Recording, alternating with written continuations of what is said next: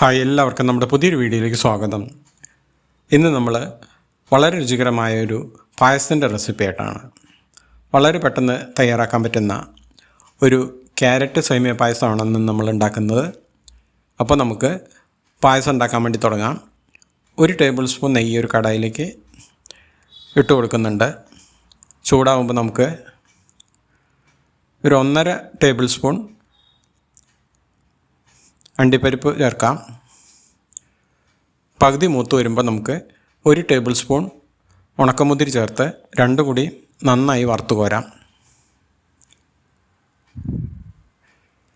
നന്നായി മൂത്ത് വന്നിട്ടുണ്ട്. നമുക്കിത് ഒരു പാത്രത്തിലേക്ക് മാറ്റാം. ഇതേ നെയ്യിൽ നമുക്ക് 2 ക്യാരറ്റ് ഗ്രേറ്റ് ചെയ്തതാണ് നന്നായി വഴറ്റിയെടുക്കാം. കുറച്ച് കനത്തിൽ ഗ്രേറ്റ് ചെയ്യണം.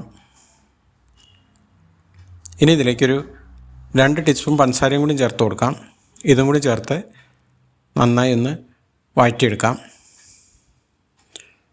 ഇപ്പോൾ നന്നായി വഴറ്റി വന്നിട്ട് നമുക്കത് ഒരു പാത്രത്തിലേക്ക് മാറ്റാം.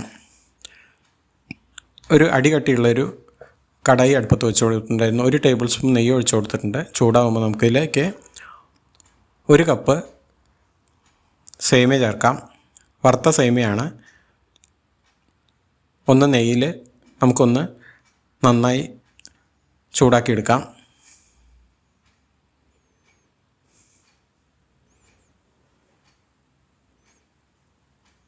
ഇനി ഇതിലേക്ക് നമുക്ക് ഒരു 1.5 ലിറ്റർ പാലൊഴിച്ച് കൊടുക്കാം.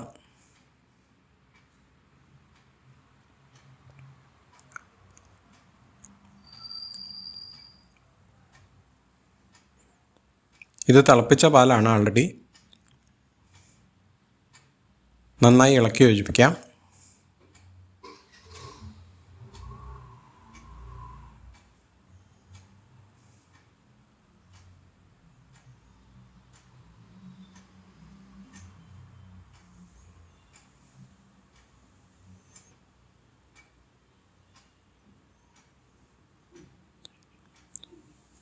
ഇപ്പോൾ സേമിയ ഒരു 80% വെന്ത് വന്നിട്ടുണ്ട്. ഇനി ഇതിലേക്കൊരു 1/4 കപ്പ് പഞ്ചസാര ചേർക്കാം.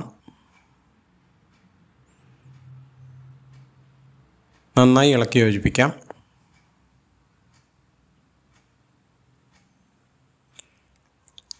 ഇപ്പോൾ പാലും സേമിയൊക്കെ അത്യാവശ്യം നന്നായി യോജിച്ച് വന്നിട്ടുണ്ട്. ഇനി ഇതിലേക്ക് നമ്മൾ നേരത്തെ വഴറ്റി വെച്ച ക്യാരറ്റ് ചേർത്ത് കൊടുക്കാം. എല്ലാം കൂടെ നന്നായി മിക്സ് ചെയ്തെടുക്കാം.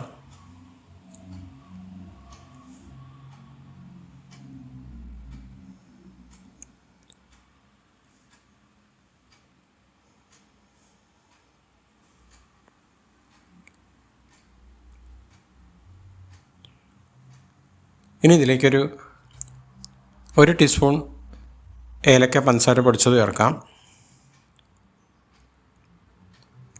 ഫ്ലെയിം എപ്പോഴും ഒരു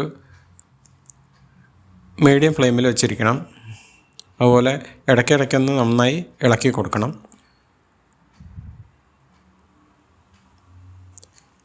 ഇനി ഞാനിതിലേക്ക് ഒരു 1/4 കപ്പ് മിൽക്ക് മെയ്ഡ് ചേർക്കുന്നുണ്ട്. ഓപ്ഷണലാണ്.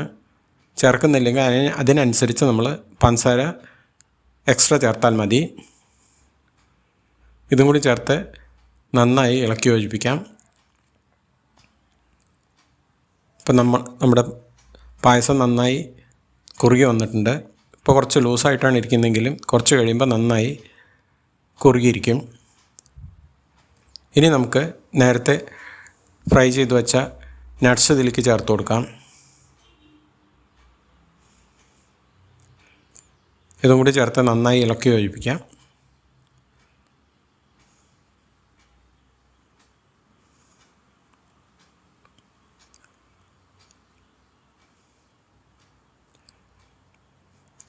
ഇപ്പോൾ നമ്മുടെ വളരെ രുചികരമായ ക്യാരറ്റ് സേമിയ പായസം ഇവിടെ തയ്യാറായി.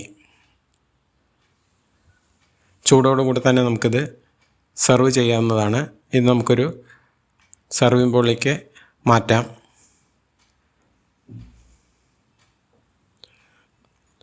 അപ്പോൾ നമ്മുടെ ഈ രുചികരമായ ക്യാരറ്റ് സേമിയ പായസം നിങ്ങൾക്ക് എല്ലാവർക്കും ഇഷ്ടമായെന്ന് വിചാരിക്കുന്നു. ഇഷ്ടമായാൽ ലൈക്ക് ചെയ്യുക. അതുപോലെ റിലേറ്റീവ്സിനും ഫ്രണ്ട്സിനും ഷെയർ ചെയ്ത് കൊടുക്കുക.